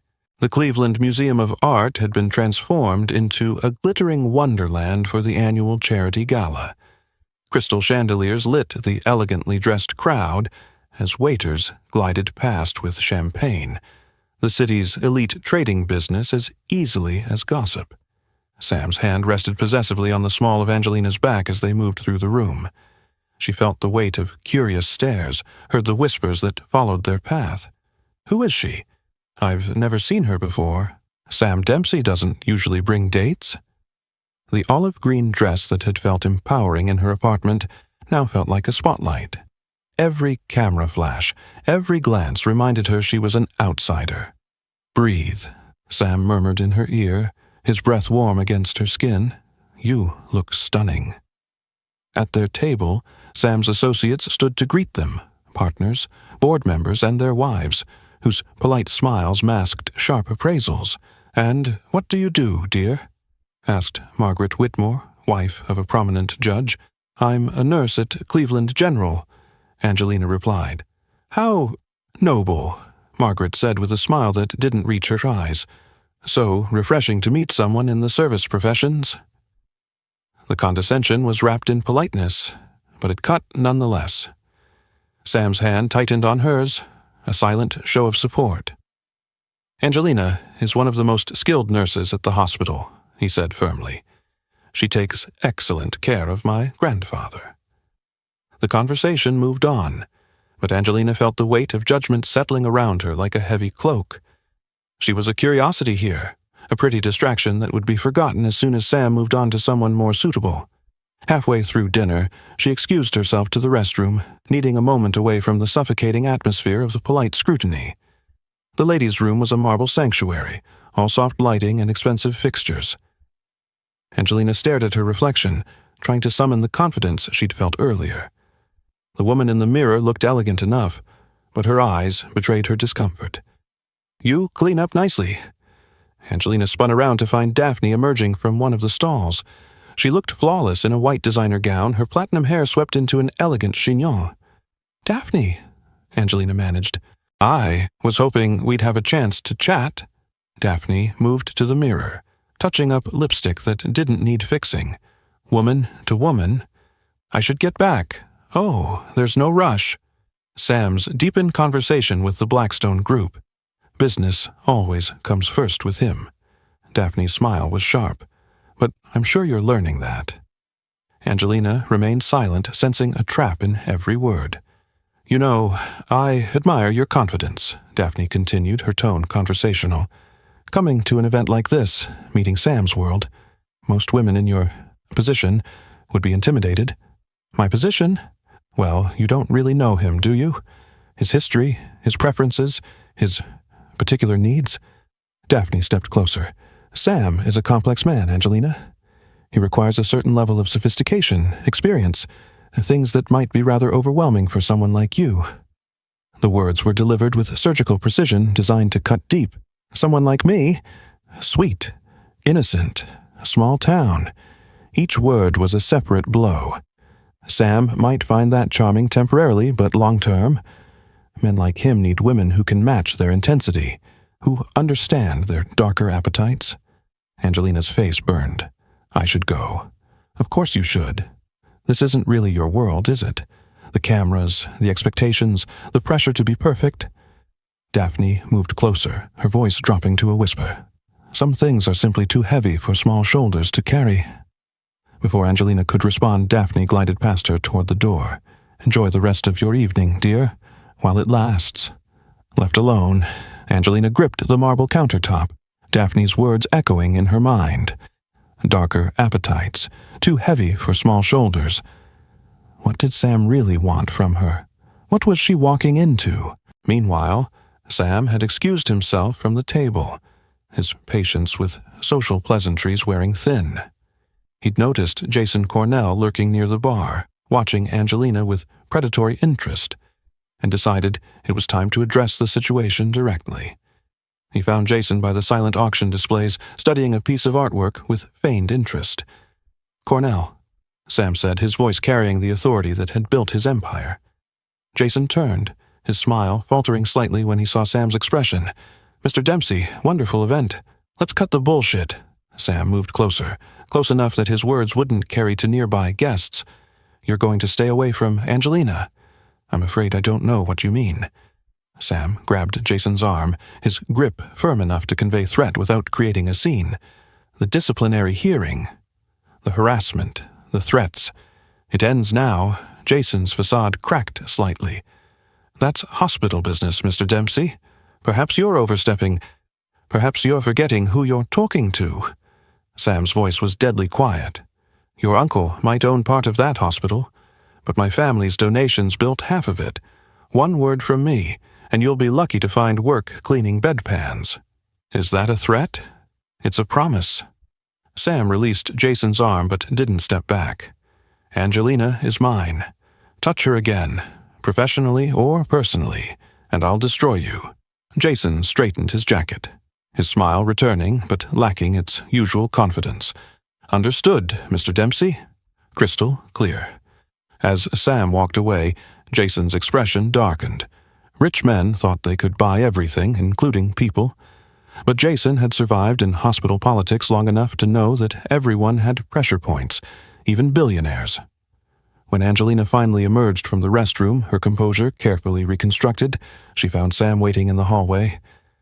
"Everything all right?" he asked, studying her face with those penetrating gray eyes. "Fine," she said automatically, but her voice lacked conviction. Sam stepped closer, close enough to catch the subtle tremor in her breathing. "What happened?" "Nothing. Just needed some air." But Sam could read the signs, the way she held herself, the slight flush in her cheeks, the careful distance she was maintaining. Someone had gotten to her. "Daphne," he said, and it wasn't a question. Angelina's expression confirmed his suspicion. "Sam, maybe we should—" "No." The word came out sharper than he intended. "Whatever she said to you, whatever poison she's spreading, we're not running from it." "I'm not running," Angelina protested, but even as she said it, she was backing toward the exit. Sam caught her hand, his touch gentle but firm. "Yes, you are. And I understand why. But running won't solve this. There's nothing to solve. She's right, I don't belong here. I don't know you, not really. I don't understand your world or your needs or—" "Stop!" Sam's voice cut through her spiral of self-doubt. "Come with me." "Where?" "My place. We need to talk, really talk, without interruptions or audiences or people trying to tear us apart." Angelina's eyes widened. "Sam, I can't. Nothing will happen that you don't want to happen," he said firmly. "I give you my word. But you can't keep running from me every time someone plants doubt in your head." The sincerity in his voice, the patience in his eyes, made something crack in Angelina's carefully constructed walls. "I'm scared," she whispered. "I know, but trusting me starts with taking one step forward instead of 10 steps back." Angelina looked into his face, searching for deception or manipulation. She found only honesty and something that might have been desperation. "Just talking?" she asked. "Just talking," Sam confirmed. "We'll sit on opposite sides of my living room if that makes you feel safer.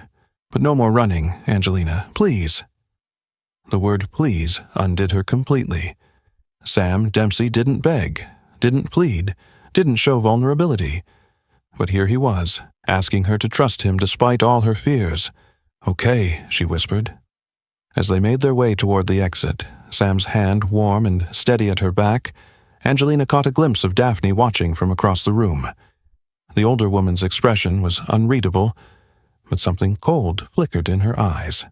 Whatever game was being played here, Angelina was no longer just a spectator. She was a player, whether she wanted to be or not.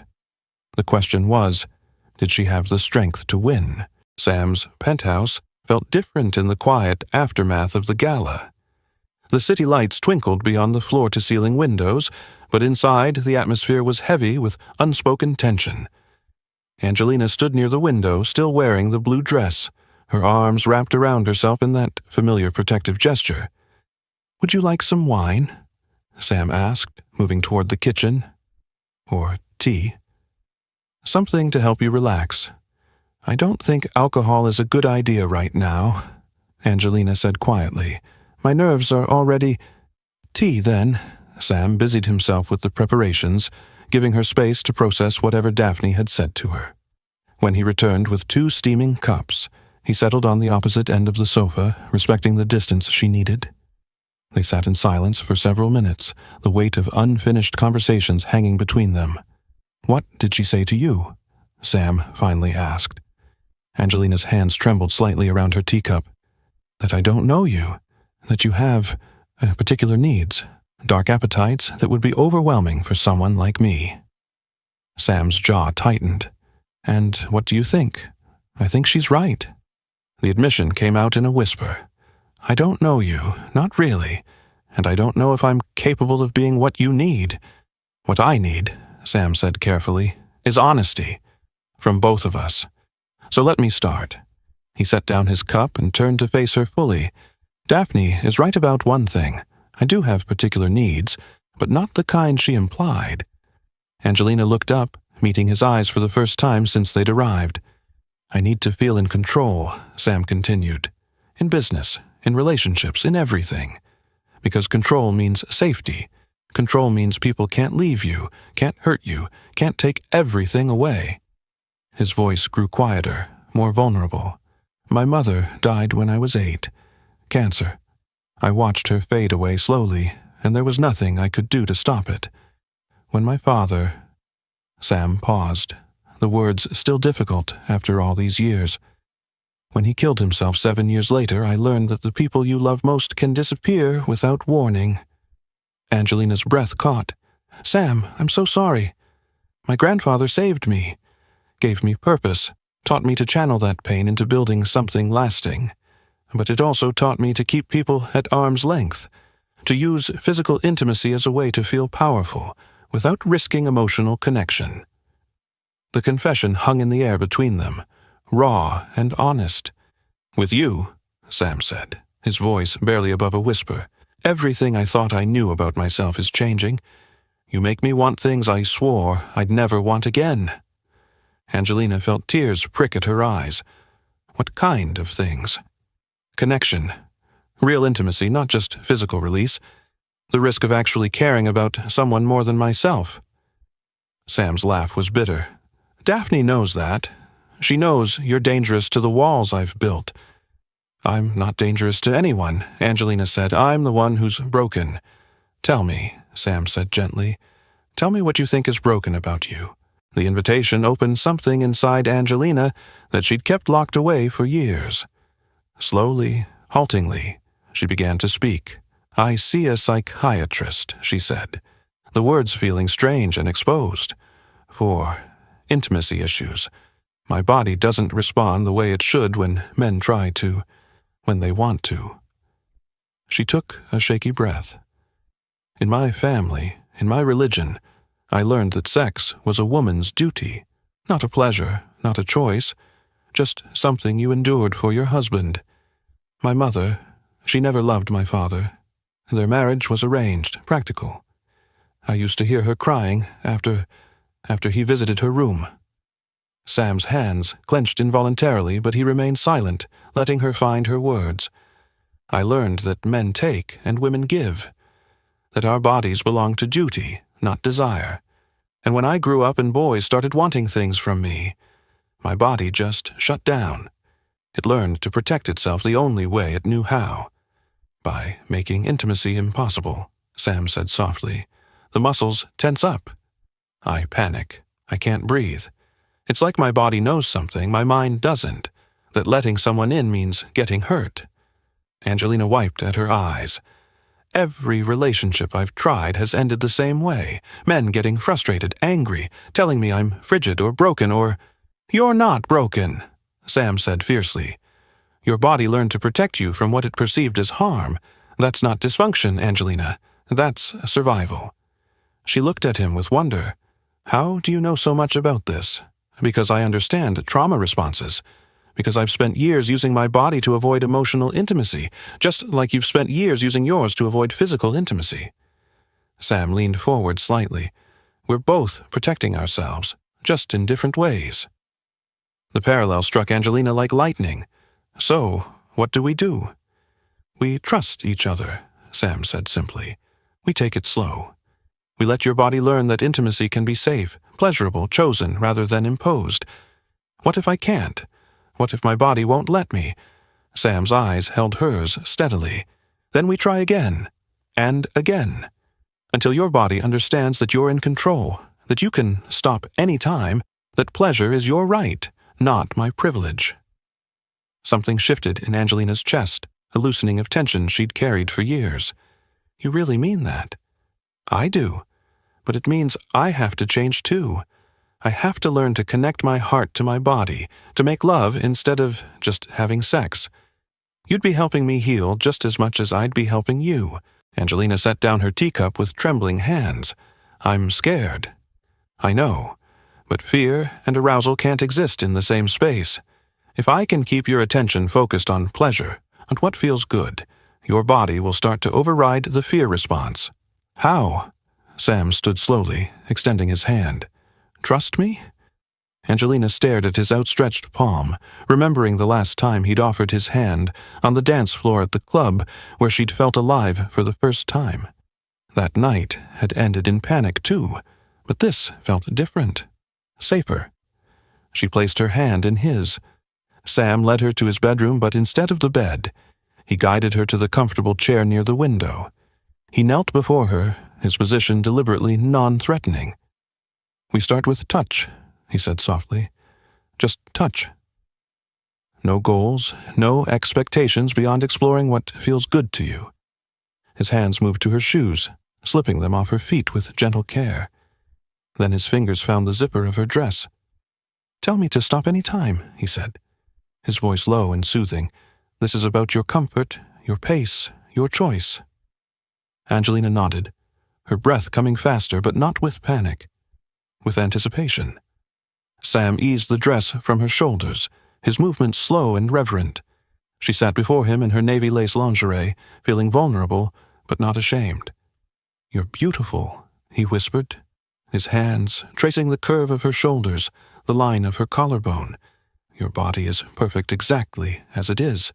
His touch was feather-light, exploratory rather than possessive. He mapped the sensitive skin of her neck, the hollow of her throat, the gentle slope of her shoulders. Each caress was a question, and Angelina found herself relaxing into the sensations. How does this feel? Sam asked, his fingers tracing the edge of her bra. Good, she breathed. Different. Like my body belongs to me instead of being something that betrays me. It does belong to you, Sam said firmly. Every response, every sensation, every choice. It's all yours.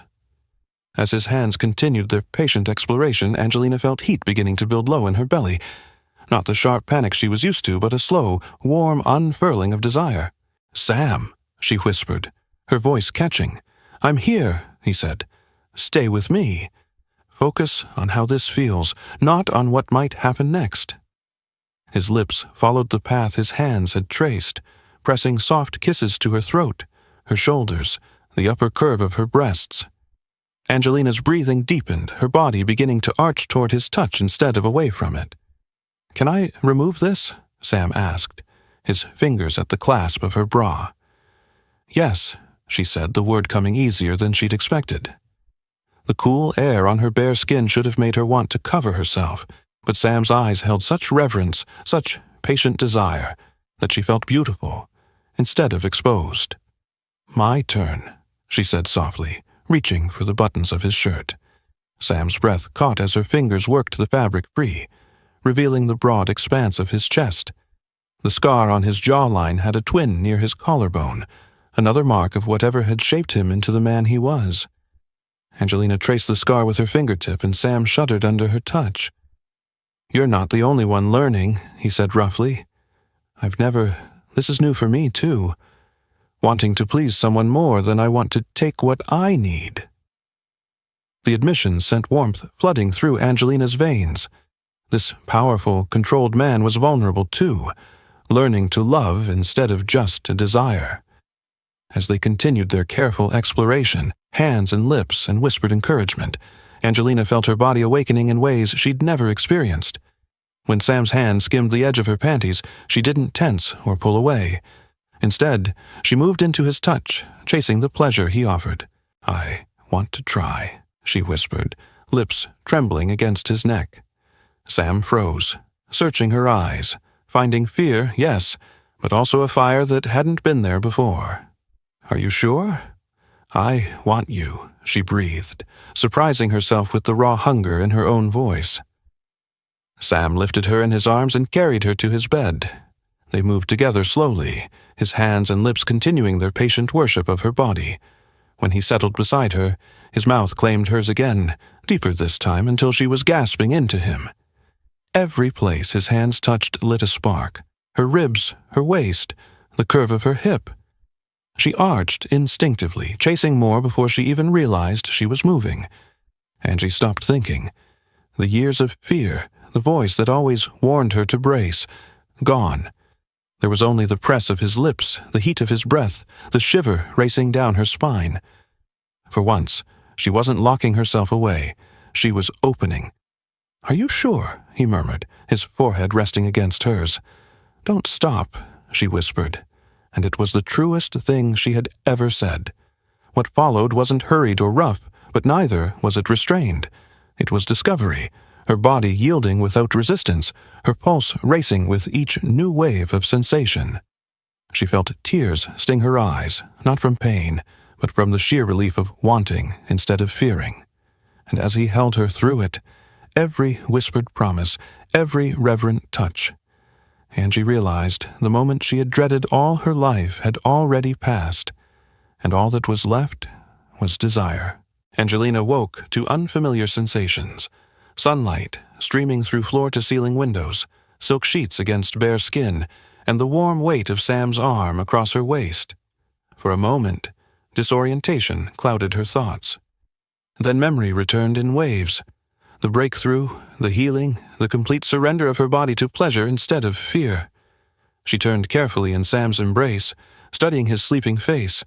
The harsh lines of control had softened in sleep, revealing the vulnerable man beneath the powerful exterior.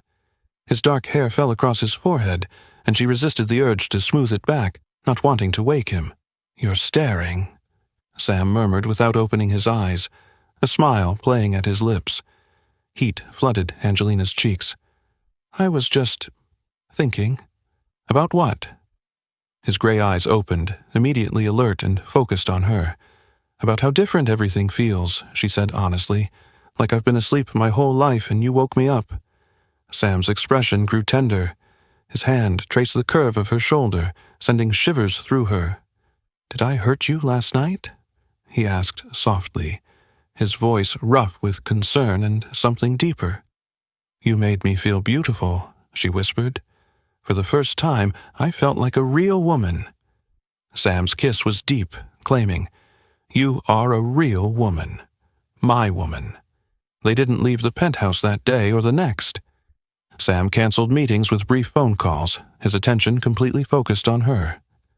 "I can't get enough of you," he murmured against her throat as afternoon light painted patterns on the walls. "The way you respond to me, the sounds you make."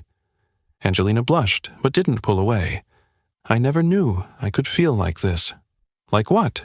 "Wild. Free. Like my body was made for pleasure instead of duty." Sam's eyes darkened. "It was made for my pleasure, and I was made to give you everything you need." Their explorations became bolder, more confident. Sam worshipped her body with reverent touches, whispering how perfect she was, how she drove him crazy with need. "Look at me," he commanded softly during one of their languid afternoons together. "I want to see your eyes when I touch you here." "Sam," she gasped, her back arching, "that's it, beautiful. Let me hear you. Let me know how good I make you feel." She learned to be vocal about her desires, to ask for what she wanted. The woman who had once frozen at a man's touch now initiated their encounters with growing confidence. "What do you want from me?" Sam asked one evening, his voice a low rumble against her ear. "Everything," she breathed. "I want all of you. Forever." The words settled something deep in her chest. This wasn't about being good enough or meeting expectations. This was about connection, about choosing intimacy instead of having it imposed. On the second evening, as they shared takeout from an expensive restaurant Sam had delivered, Angelina found herself thinking about the future for the first time without anxiety. "What happens now?" she asked, curled in one of his shirts with her legs tucked beneath her. "What do you want to happen?" The question was typical Sam, putting the choice in her hands, refusing to impose his will even in something as simple as planning their next meal. "I want to keep learning," she said slowly, "about myself, about us, about what it feels like to be with someone who makes me feel safe instead of scared." Sam's smile was soft, genuine. "Then that's what we'll do.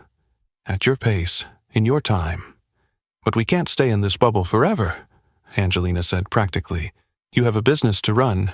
I have patients who need me." "True, but we don't have to rush back to the world either. We can take our time, build this foundation properly." The word foundation sent warmth through her veins. It implied permanence, something built to last rather than a temporary escape from reality. The return to normal life had been easier than Angelina expected. At the hospital, she moved with new confidence, her posture straighter, her voice stronger when dealing with difficult patients or demanding doctors. Lucy noticed immediately. "You look different," her friend observed during a lunch break. "Happier. More settled in yourself." "I feel different," Angelina admitted. "It shows. Jason's been giving you a wide berth lately, too." Angelina glanced around the break room, but Jason was nowhere to be seen. In fact, she realized she'd barely encountered him in the past week. "Sam had a conversation with him," she said quietly. Lucy's eyebrows rose. "What kind of conversation?" "The kind that ensures he understands the consequences of continued harassment." "Good." Lucy's smile was fierce. "About time someone put that bastard in his place." Their relationship had settled into a comfortable rhythm. Sam picked her up most evenings, and she spent weekends at his penthouse. They'd fallen into domestic routines that felt natural, cooking together, reading in companionable silence, exploring the city when Angelina expressed interest in places she'd never been. The physical aspects of their relationship continued to deepen. Angelina's body had fully embraced its capacity for pleasure, and she found herself initiating intimacy as often as Sam did. The fears that had ruled her for so long seemed like distant memories, replaced by confidence in her own desires and trust in Sam's patient guidance. It was a Tuesday evening when Sam suggested visiting his grandfather. "I'd like him to really get to know you," he said, as they drove through the familiar Cleveland streets. "Not just as his nurse, but as the woman I love." The words hung in the air between them. They'd been dancing around the declaration for weeks, showing it through actions rather than stating it directly. "I love you too," Angelina said softly. Sam pulled the car over, turned to face her fully. "Say it again. I love you, Sam Dempsey." His kiss was thorough, claiming, full of promises for their future. At the mansion, Andrew greeted them with knowing eyes and a warm smile. Over dinner, he regaled them with stories of Sam's childhood, embarrassing tales that made Sam groan and Angelina laugh.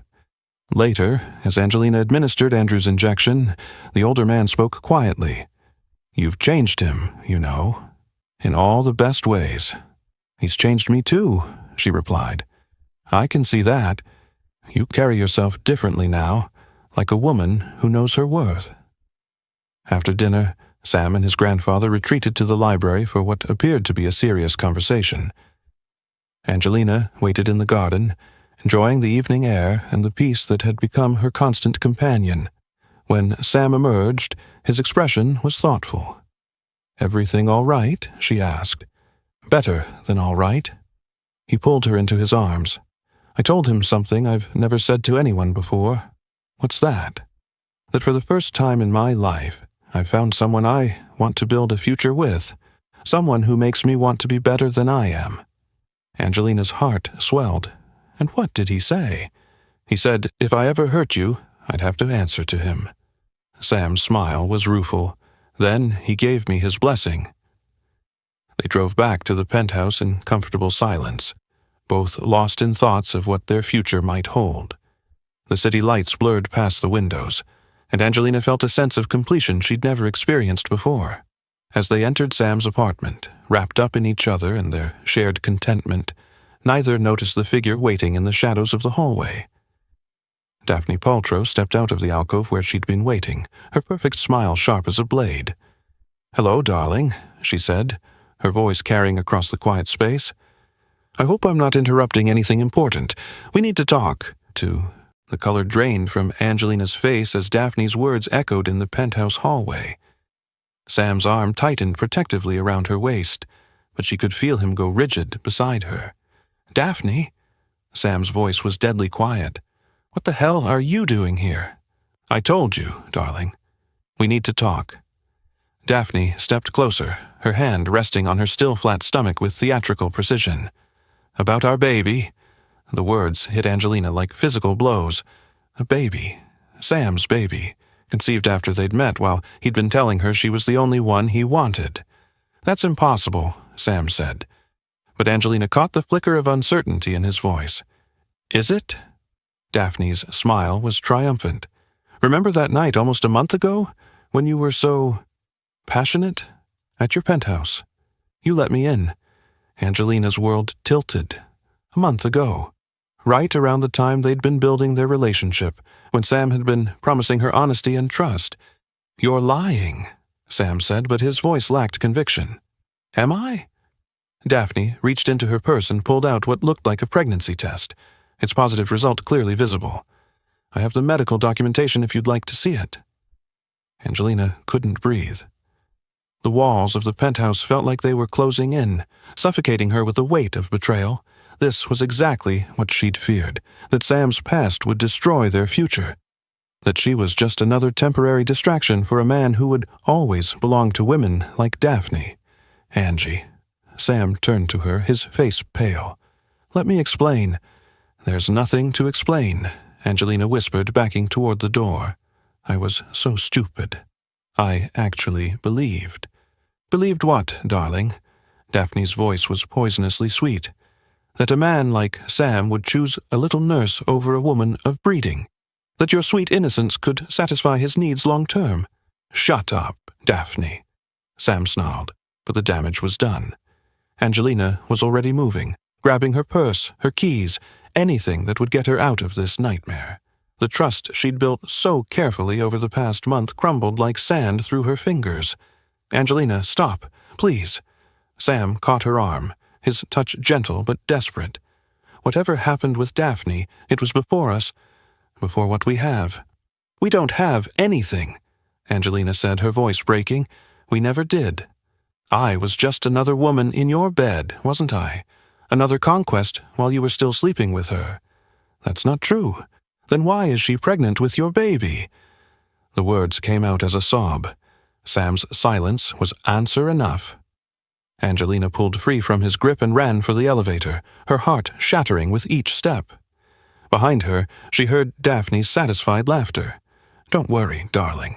She'll get over it. Women like that always do." Angelina had called in sick again, unable to face the world beyond her small apartment. Linda had tried to coax her out, but she'd refused, wrapping herself in the pain like a blanket. A knock came, sharp and insistent.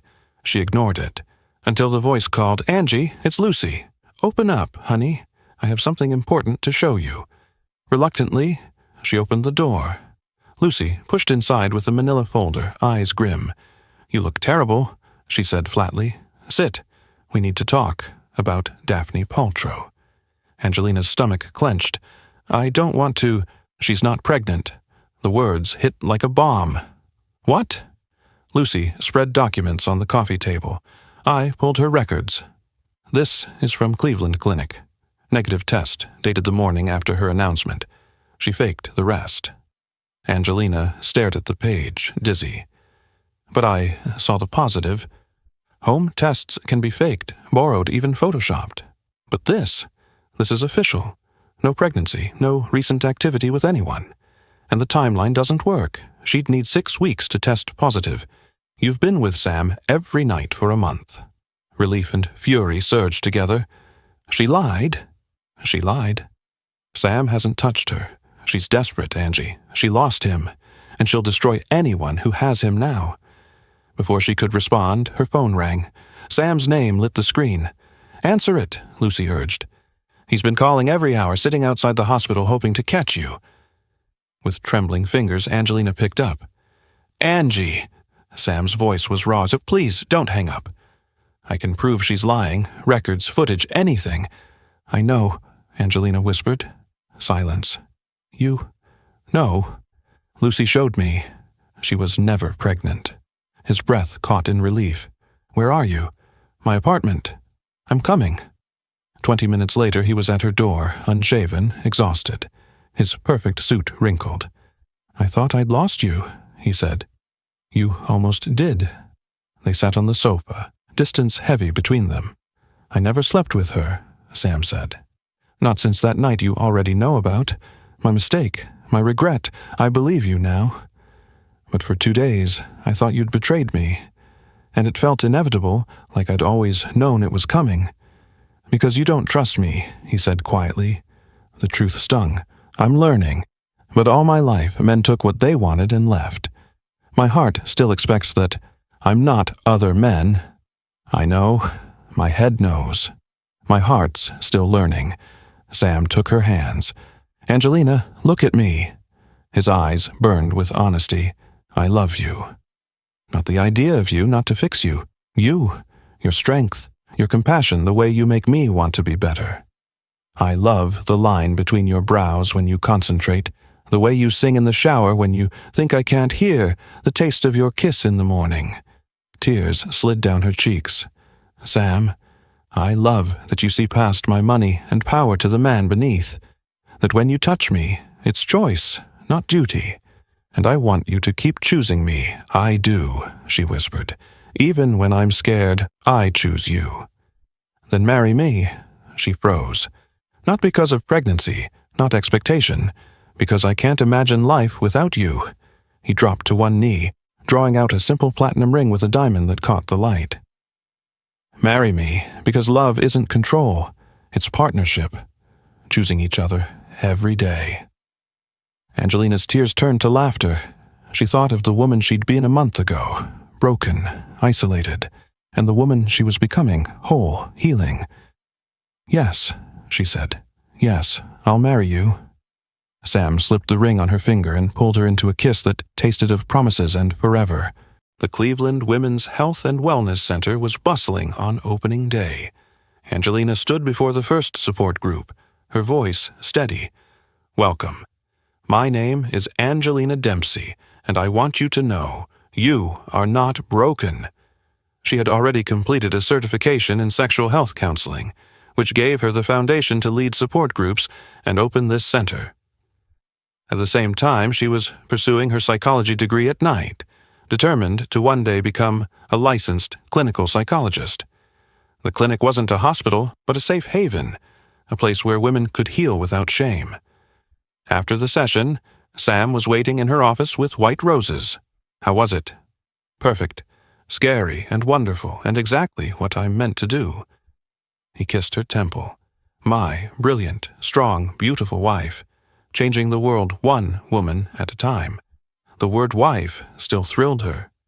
By the time she completed her certification months later, she and Sam had already married in an intimate ceremony, Andrew officiating, Lucy as her maid of honor, and Linda beaming proudly at her side.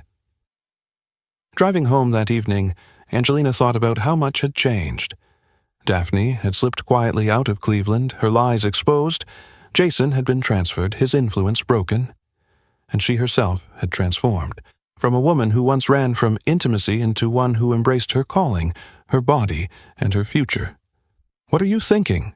Sam asked, watching her smile. "How lucky we are." "No luck," he said, kissing her hand. Just two people brave enough to heal together. In the elevator, wrapped in his arms, Angelina Williams Dempsey finally understood what it meant to be completely, perfectly, joyfully whole. And 5 years later, "Dr. Dempsey, your 3 o'clock appointment is here," her assistant announced through the intercom.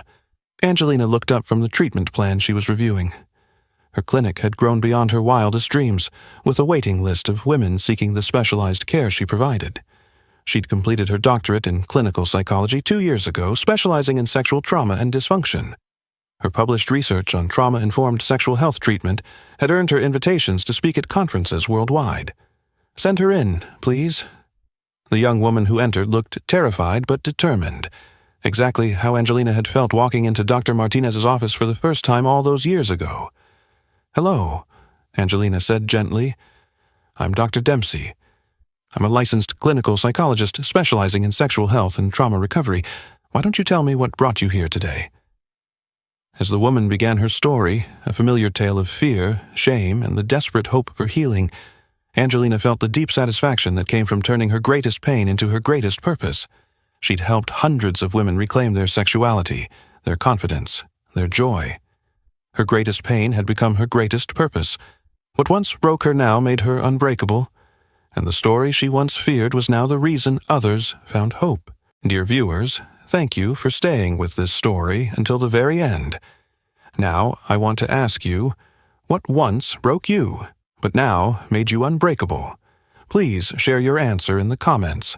I'll be reading every single one. And if this story touched you, don't forget to like, subscribe, and join us for the next story.